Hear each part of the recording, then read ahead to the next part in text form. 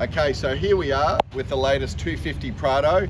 We've got the Slimsport rack from Front Runner, and we've got the wind fairing on the front, which is already 40-inch light bar ready. The rack, according to Front Runner, will carry far more than the roof of the car ever will. At the moment, we're still looking for absolute clarification from Toyota, but from original, they say that their platforms can carry roughly 67 kilos, so dynamically, so we have to assume that that's the case for the Front Runner rack nowadays, whilst Front Runner claim that their rack is far stronger than the roof.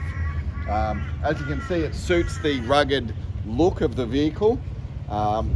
It's got the Front Runner emblem here, plenty of crossbars there to tie down whatever you need to tie down on the roof of your vehicle.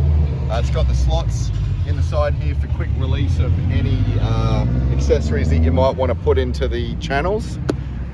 250 Prado, looking fantastic. Front Runner Slimsport rack.